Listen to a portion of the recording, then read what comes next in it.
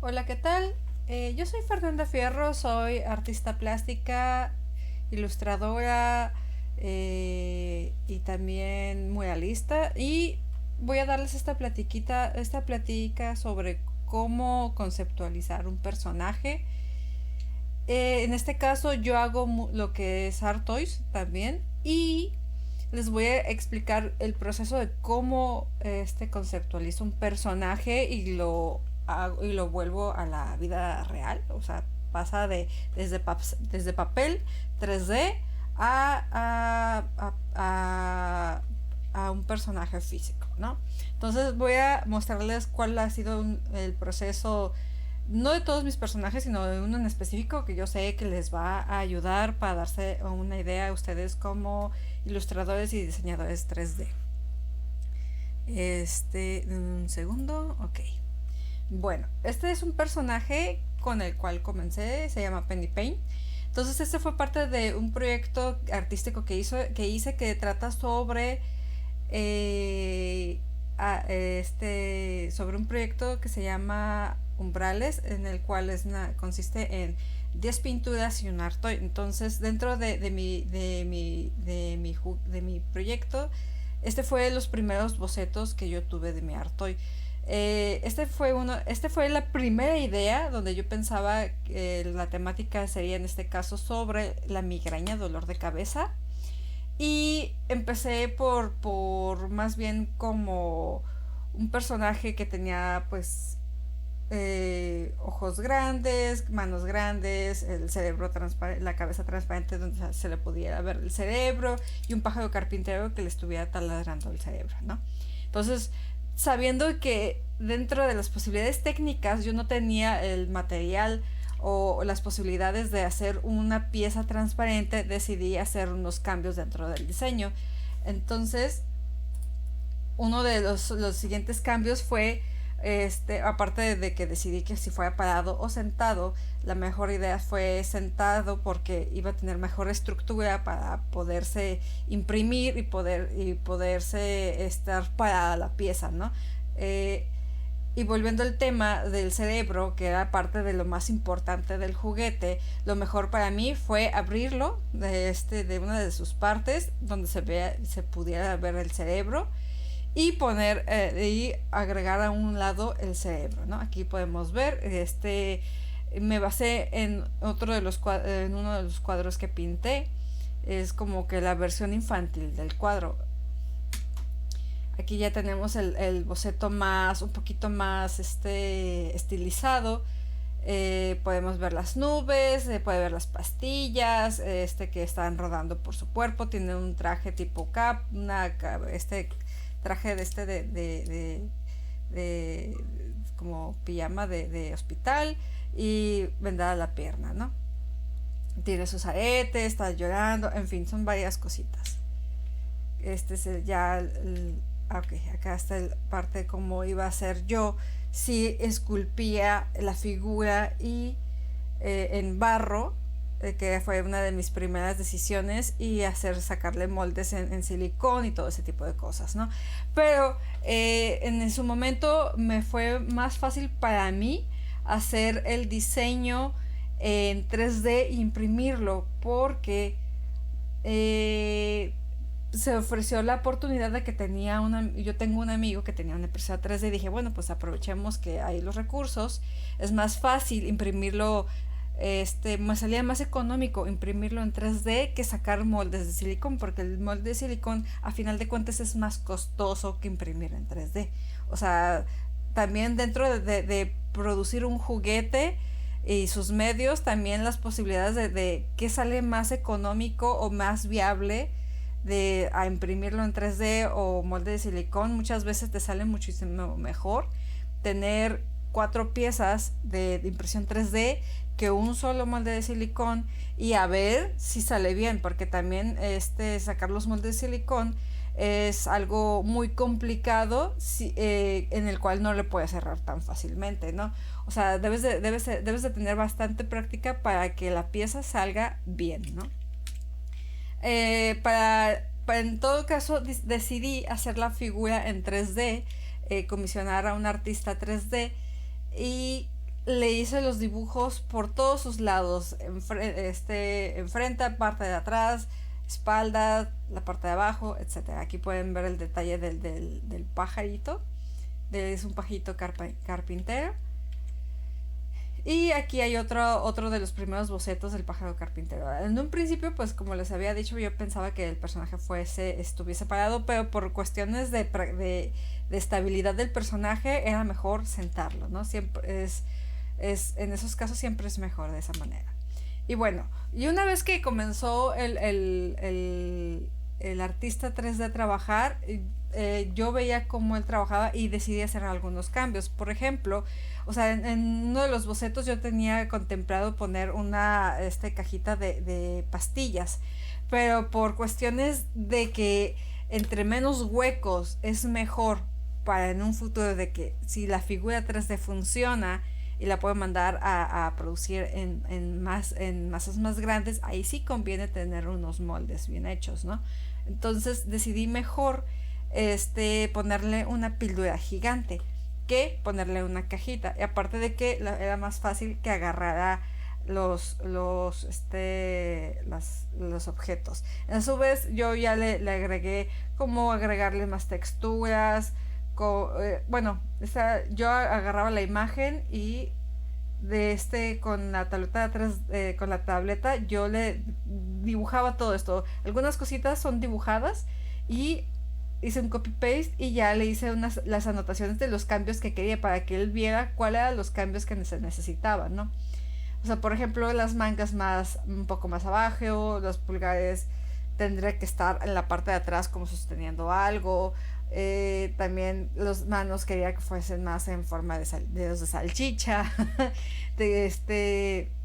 Un poquito más de textura en el cabello que después se le quitó, cositas así, ¿no? Ahí podemos ver la parte de abajo de cómo de esta mano, la mano derecha tenía una caja, y pues se ve realmente que es mejor tener una figura cilíndrica, que estuvieras sosteniendo una figura cilíndrica, a que estuvieras agarrando una caja, porque es más fácil que se pusiera, incluso para poderlo imprimir en 3D es mucho más fácil que agarre los objetos, ¿no? Y de que se imprima también, porque es todo un rollo. Entonces ahí tenemos los primeros, pues digamos la primera entrega antes de hacerle los cambios técnicos, que es mucho, que hay mucho, que se debe considerar mucho, ¿no? De esos cambios técnicos para después seguir con la producción. Entonces ahí podemos ver que, por ejemplo, de la cabeza, todos los de cambios que yo quise o que no me parecían, porque también en estos casos debes saber un poquito más de figura humana y de escultura para saber cómo funciona el cuerpo en todo caso, ¿no? Esta es la parte de atrás de la figura, las texturas, etcétera. La parte de enfrente tiene un arete, las nubes, aquí como hice aquí todavía no se ve ni la integración de las nubes, las ventas se ven un poquito más pequeñas, los ojos se ven un poquito más grandes, el perfil. Bueno, fueron algunas cositas que se fueron acomodando poco a poco, ¿no? Y eso en colaboración con el diseñador 3D, ¿no? O sea, al mismo tiempo andábamos trabajando los dos, viendo cómo él avanzaba y yo corrigiéndole para hacerlo más dinámico y muchísimo más rápido, porque también es difícil que te entiendan. Por ejemplo, aquí está la ceja, que al final de cuentas decís, ¿sabes qué? Mejor quítaselo, porque para mí es mejor yo pintárselo. Es más fácil pintarlo que a pincel libre, una ceja, que seguir toda la figura, ¿no?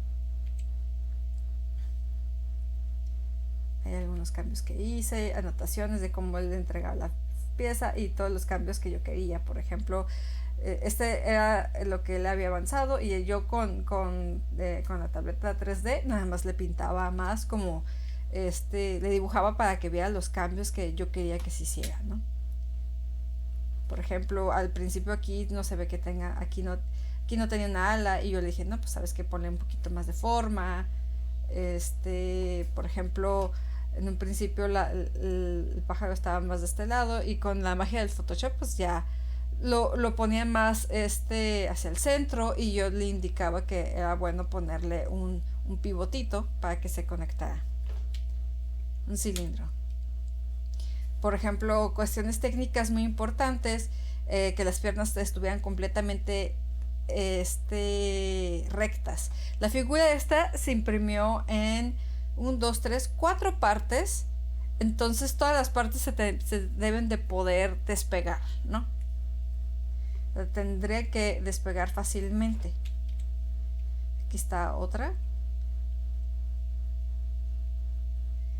Y las anotaciones, los cambios que yo hice a color y las anotaciones para que viera bien qué cambios quería.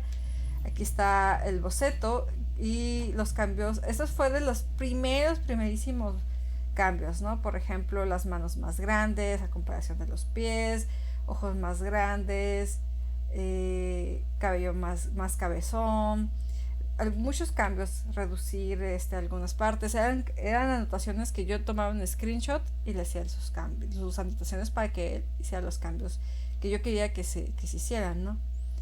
Por ejemplo, aquí yo por cuestiones de siempre es para cuando hagan ustedes un diseño y quieren hacer un juguete físico a futuro, siempre es bueno pensar en las posibilidades de lo que el molde te permite trabajar. Por ejemplo, aquí el pico me lo puso despegado y yo, ¿sabes qué? Ponlo pegado, más grande, le hice unas anotaciones porque aunque se siguió 100% en el boceto, yo notaba que esos cambios que él no hacía, no va a funcionar de forma física, ¿no? Otros de las anotaciones que hice, lo de la nariz, etcétera, ¿no? Entonces esto es el producto, ya la figura finalizada, en color, y de ahí proseguimos al siguiente paso, que es el imprimir el prototipo, ¿no? Aquí él imprimió el prototipo y ya nos dimos cuenta de nuevos errores que corregir. Por ejemplo, las manos se imprimieron por completamente separados y no se sostenían bien, entonces tenían que agrandar el pivote, digamos, donde las conexiones, para que no se cayeran, y hacer un poquito más ancho el agujero donde se iba a poner las manos, ¿no? También por ejemplo, detalle de los aretes, que ahí están muy delgaditos, y eso no funcionaba dentro, o sea, físico, pues era algo muy delicado y se iba a romper. Entonces ya le dije, por ejemplo, que los aretes mejor parecían monedas, ¿no? Ahí se puede ver la pieza dividida en 3 partes. Y se puede ver todos los detalles, que a final de cuentas los cambios que se hicieron eran más que nada cambios de conexión, para donde se ponen al momento de embonar las piezas, ¿no? Ahí está el prototipo en 3D y se hizo otros arreglos. Bueno, este es aparte, dentro de que yo al mismo tiempo que trabajaba ya tenía el boceto, también ya estaba decidiendo en los colores para tener una guía rápida de cómo iba a pintar las figuras. Entonces, ya la pieza, una vez terminada, impresa, pues ya procedía a pintarlo, siguiendo la guía de colores que había propuesto, ¿no? Que esta fue la primera guía. Y ya hice sus variaciones de colores. Por ejemplo, esta pieza en azul y la siguiente pieza en verde, ¿no? Y también diseñé un prototipo de una cajita que no la tengo en la mano porque pues quedó más que nada en prototipo. Pero a final de cuentas, en forma de empaque, lo mejor es encontrar las maneras más viables, o sea, que queden, ¿no? O sea, porque también puedes usar otro tipo de cajas. Pues quedó un prototipo, ¿no? Y bueno, este es un render de cómo se ve la figura final. Bueno, antes de cambiar ciertos detallitos. Y estos fueron todos los pasos de cómo una pieza, de cómo un boceto pasarlo a forma 3D, ¿no? Entonces hay que pensar en muchos detalles que tal vez en papel no están resueltos, y conforme vas avanzando te das cuenta que hay cositas que resolver, que no funcionan en su momento, y es cuestión de considerarlo, y al final de cuentas muchos de esos detalles no los vas a considerar hasta que ya están impresos. Ya que están impresos tienes que tal vez imprimir otros dos, o un prototipo, dos prototipos, para que la figura funcione, ¿no? Porque son cositas que hay que cuidar. Y al final de cuentas, con el tiempo te das cuenta que puedes ahorrarte cierto tiempo para evitar errores. Te ahorras este tiempo evitando errores, pero a final de cuentas practicando ya sin miedo es la única manera para tomar en cuenta todas esas consideraciones de producción, ¿no? Entonces, este juguete, a final de cuentas, en caso de producirlo en masa, tendría que hacerle otros cambios, porque hay moldes que son de acero, y no son tan fáciles de embonar.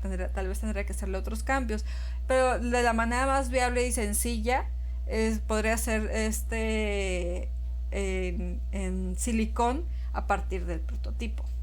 Entonces, esos son los cambios esos son los pasos que yo he hecho para diseñar, producir mi propio juguete de manera totalmente independiente. Y bueno, espero que les haya ayudado esta pequeña plática de cómo yo hice mi juguete. Normalmente este es el juguete que yo he diseñado por mi propio medio desde cero, y pues es válido también improvisar, pero también hay que tomar en cuenta que no todo lo que está en papel funciona en los siguientes pasos, ¿no? Entonces siempre hay que estar dispuestos en hacer cambios para que va a funcionar de una manera u otra, ¿no? Y bueno, espero que les haya servido, muchachos, y gracias por la invitación, David. Un saludo y nos vemos. Bye bye.